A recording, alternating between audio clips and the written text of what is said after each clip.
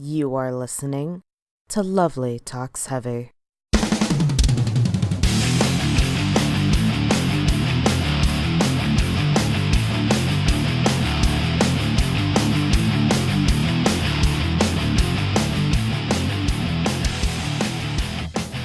Hello everybody, and welcome to Lovely Talks Heavy. I am your host, Lovely, and I discuss everything I enjoy with regard to heavy music. This episode will be a track-by-track review of Brendon Small's Galaktikon 2, Become the Storm. Now, first off, I have to mention that I put a little reminder note to myself in my show notes that says, "Don't talk forever about Metalocalypse." And because this is due to the fact that A, I am a huge nerd for Metalocalypse. B, I'm a huge nerd for a lot of the stuff that Brendon Small has created or taken a part of creating. So it was difficult to put together these notes and not continually reference Metalocalypse, which, spoiler alert, there is one or two, maybe three references to Metalocalypse and Death Clock somewhere in there, but don't worry, it's not going to be excessive.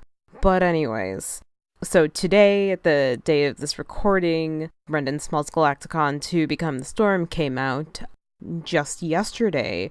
It was actually released on Brendon Small's YouTube channel for streaming, and I busted the biggest nut mankind has ever seen.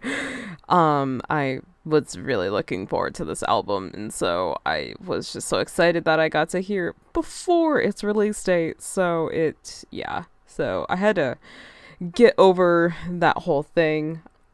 I wanted to start this track-by-track review by giving a little bit of an overview of Brendon Small's Galaktikon 1, the original album that this album is sort of a continuation of, is a little bit of a audio comic book, as Brendon Small has briefly described it before.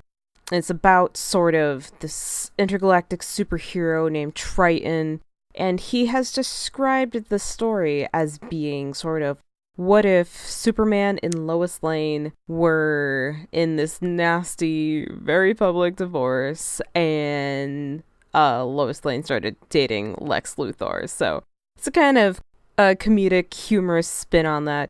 It takes a bit of a Hamlet-like turn in its storyline, then things get back on track. And I love Galaktikon 1. I have described that album as being heaven, being transported to my very eardrums. And with Galaktikon 2, I expected it to be an audio experience that will transcend me to different dimensions. And I have to tell you, it did just that. Now, this is my first time ever doing a track-by-track review. Normally, in my experience of having heard people do this, it's usually been a sort of first impression deal. Now, mine is not going to be that, because I really wanted to sit down with this record and really articulate my thoughts on each of the tracks and then the whole record as an entity. Plus, I needed to sit down, calm down, and get over the aforementioned nut that was being busted from this record. I promise that's going to be the last time you hear me say that phrase on any platform with regard to this record. I kept saying that yesterday on Twitter, on Instagram, and to like my friends on just private messaging and stuff. So yeah, that's the last time you're going to be hearing me mention that. So, but regardless, I was just super excited, super happy, just really ready to take this thing by the reins and just experience Galaktikon 2. Now, this was a difficult sort of thing because Brendon Small didn't want to release any lyric books or anything alluding to what could possibly be happening in the story of Galaktikon 2, which is frustrating because I really want to know the lyrics, I really want to know what he had in mind for this.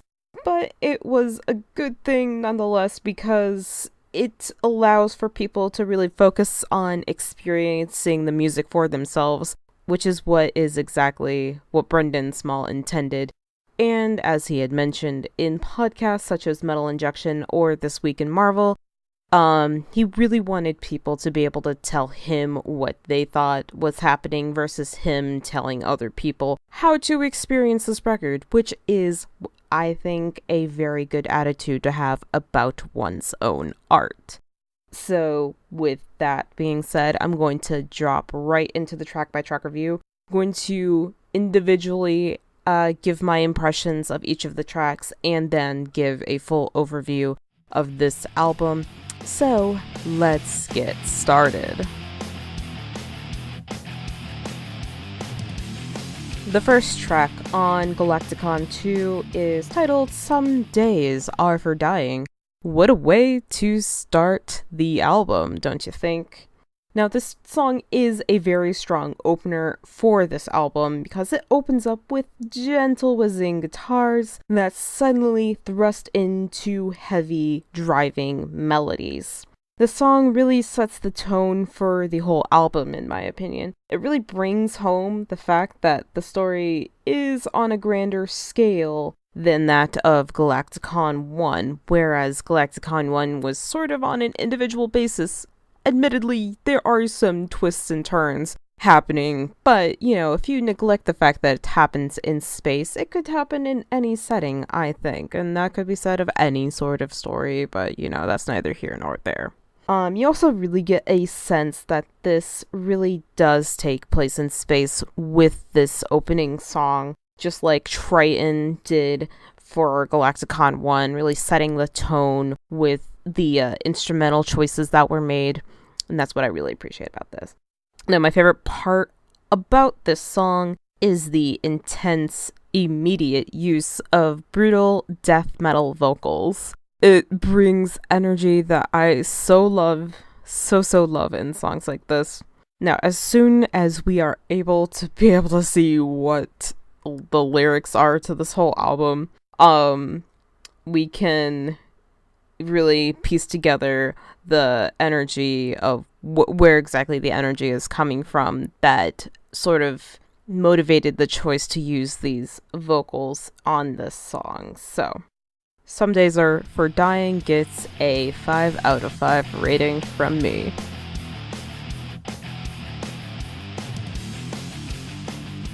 The next song on Galaktikon 2 is Icarus 666. What a pun. Now, the song opens up with slow instrumentals that once again thrust into fast, heavy melody. Now, this song gives a sensation almost of being on an amusement park ride for me for some reason. One that I think I would be too terrified to ride because A, I wouldn't probably meet the height requirement for it anyway, and B, I just don't handle being in very fast situations physically very well.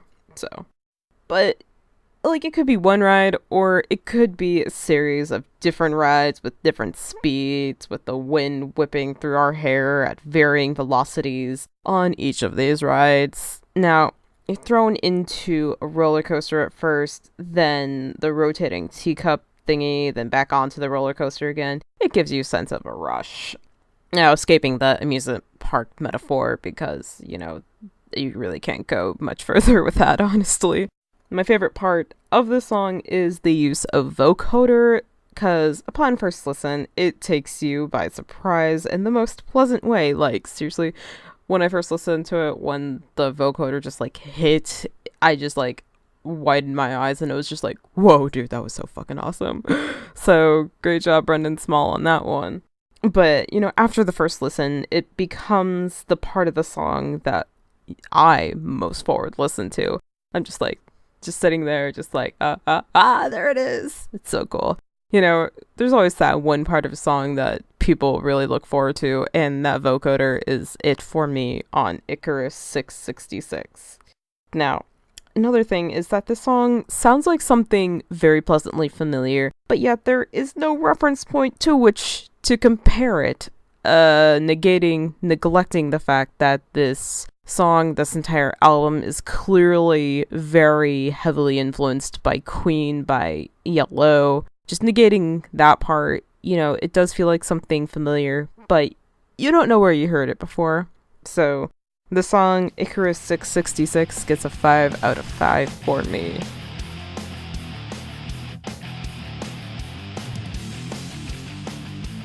The next song is The Agenda. Now, Brendon Small hits the friction strips on this song. It is a slow headbanger. A good one to use on one of those try not to headbang video challenges thingies. Like, if you've never tried torturing yourself with one of those and really like to experience misery that you inflict upon yourself, those are some really good videos to do. And, this is a good song to put on one of those videos if you really feel like torturing your friends. So, highly recommend. So anyway, the song, The Agenda, brings a sense of an evil plan being conjured, a la Be Prepared from the Lion King soundtrack, or Beastblade on Galaktikon 1, where Triton's nemesis, Beastblade, thinks of exactly how he's going to exact his revenge upon Triton for thrusting him into jail. Thrusting is a really bad word to put in that sentence.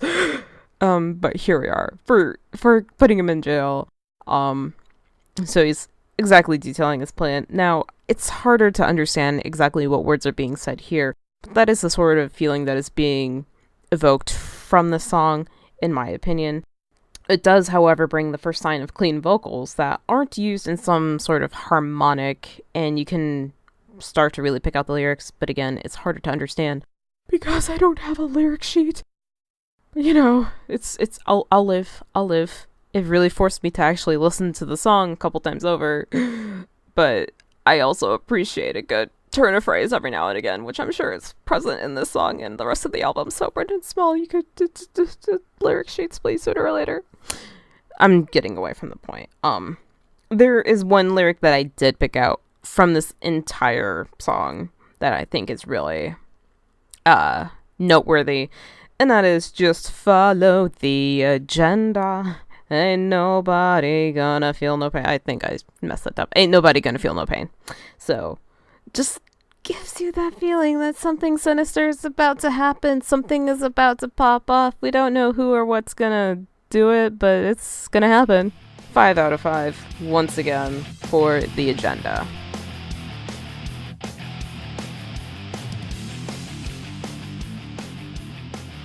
Song 4, the longest song on Galaktikon to become the storm, is the Ocean Galactic. Now, this song brings a combination of what I think is an influence of Soundgarden, Crazy by Casey and JoJo. You remember that song? Yeah, so do I. And Brendon Small's apparent love of using water and space to tell prophecies in his stories. Just think about it for a second, though, okay? You have, Mermaider 2, the water god, Go Into the Water, Doomstar Requiem, The Galaxy, Andromeda. I could go on forever. You can tell Brendon Small has an affinity for this type of symbology, I think. And that just made more apparent in the Ocean Galactic. Now, I mentioned Casey and JoJo a moment ago because the harmonies, the vocal harmonies, with the sound of the guitar harmonies, or guitarmonies, if you will, really evoke that sort of familiar sensation of having heard that song a lot in my childhood. So that's why I say that. If you don't believe me, listen to the Ocean Galactic, listen to those vocal harmonies, and then go listen to Crazy by Casey and JoJo and tell me I'm wrong, okay? Now, the last lyrics of the song, as far as I can pick out, seem to be, I'm ready to show my planet now. And that is repeated several times until the end, which makes me think that it's a lead-in to the next song on this album, which I'll get to in a moment. Now, I'm rating this a 3 out of 5 because I do like the song, but I don't, and I don't hate it, but I don't necessarily love it. I could take or leave the song, so that's why it gets a 3 out of 5.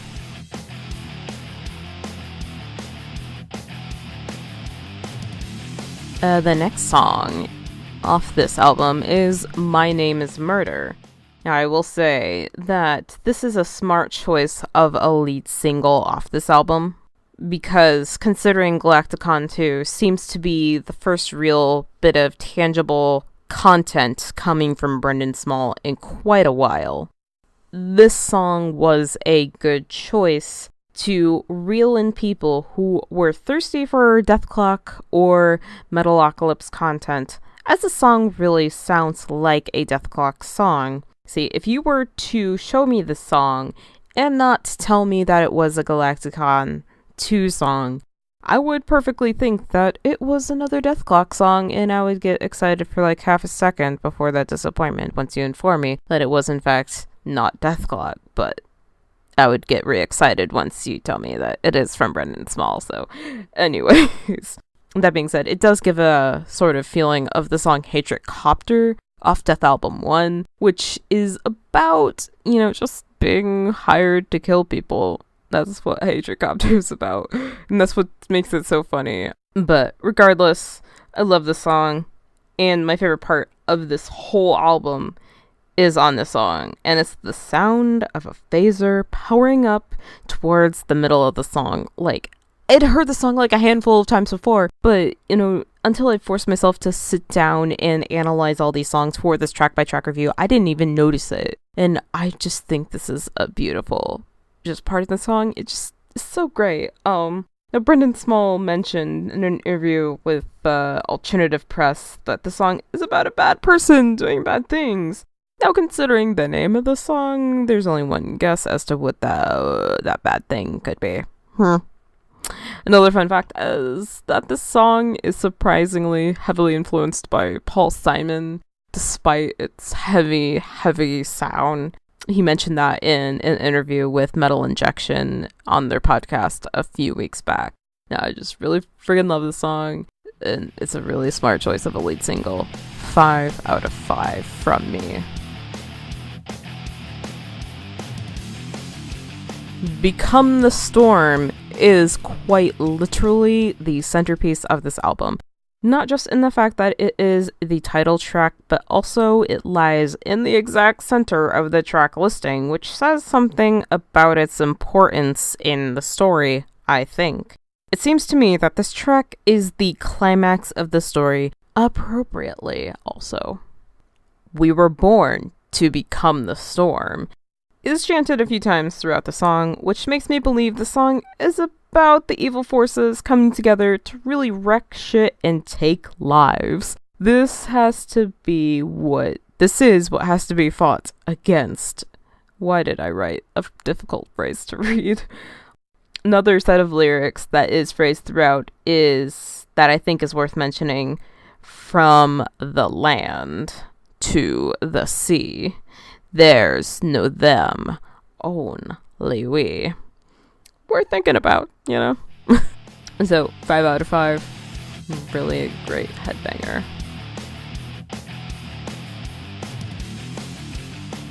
The next song is titled Nightmare.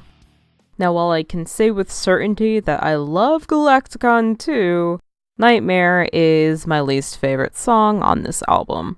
I might change my opinion on how I feel about the song once we have lyrics. Like, I hate that this is hinging on whether or not I can understand lyrics at this point. But for now, this is how I feel. So the instrumentals give a creepy sort of carnival ambience, like a literal nightmare sensation for someone who's like terrified of clowns or something. Now, throughout the song, we get Brendon Small seductively whispering into our ears and oohing and bringing chills up our spine, like quite literally, if you just like let it sink for a second. It's like, oh yeah, there's chills.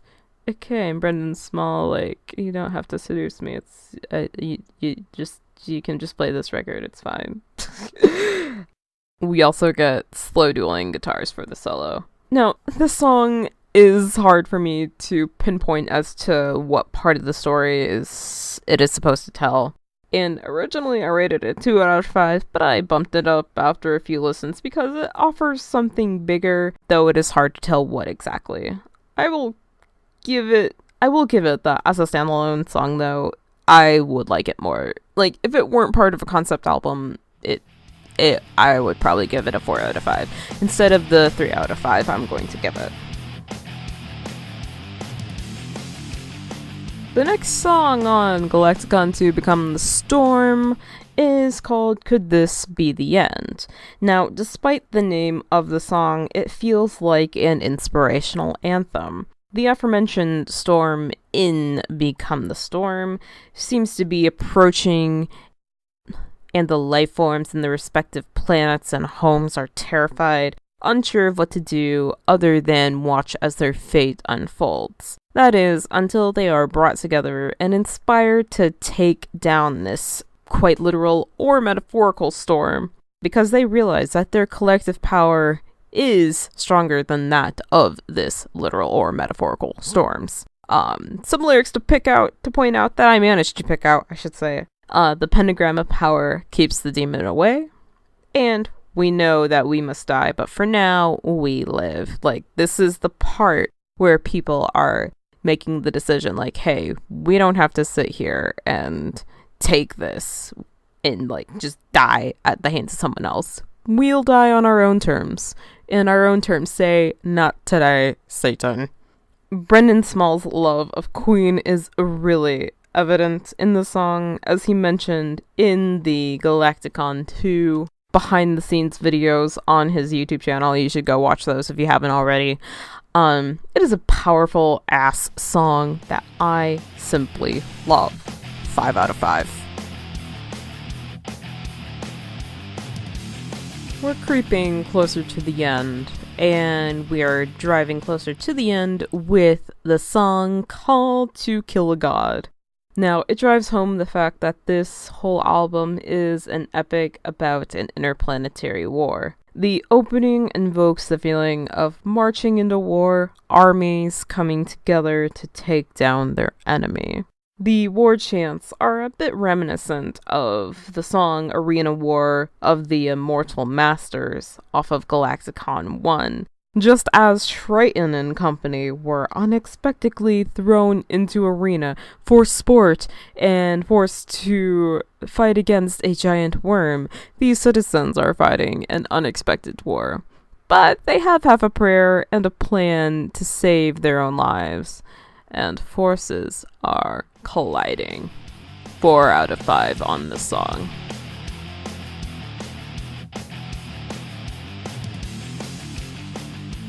The penultimate song off of Galaktikon 2 is Exitus. A bit of a pun on the word Exitus, like, you know, that book from the Bible. But it's spelled out like exit us. So it's a bit of a pun, a play on words.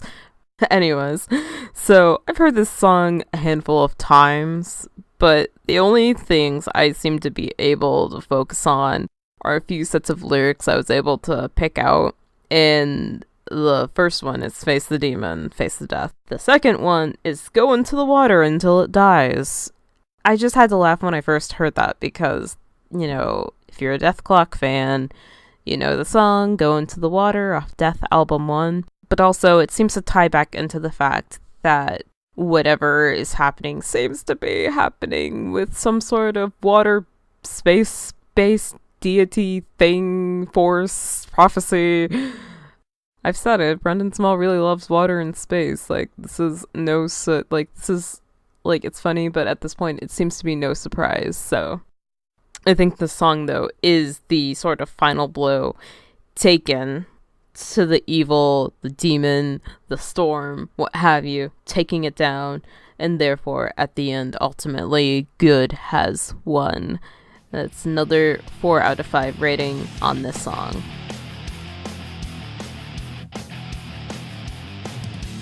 The last song, the final part, I should say, of this whole album, entitled Rebuilding a Planet. So, akin to Danger Tits. It's funny to say, like, it's a really good song, but it's just a funny fucking title. Great job, Brendon Small. Anyway, akin to Danger Tits on Galaktikon 1.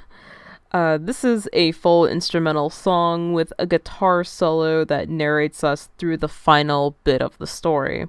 Our imaginations bring imagery of what the title suggests: a planet in its recovery stages, rebuilding, if I can, speak English. I've only been doing it for, 24 fucking years. I'm not gonna stop doing it well now. Anyways, the music brings a tone of hope, of moving on, and never allowing this to happen again, this atrocity to happen again. It's a conclusive end to the story, and a different tone to that of Some Days Are For Dying, which really just punches you into the story. This one kind of slowly carries you out and makes you feel good. It's a 5 out of 5 for me.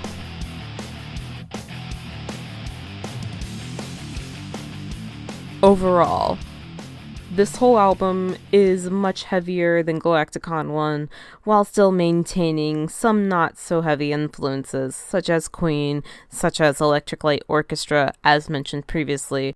Honestly, I could spend forever picking apart every sound, every instrument, every technique used in this record, because the use of sounds is just amazing.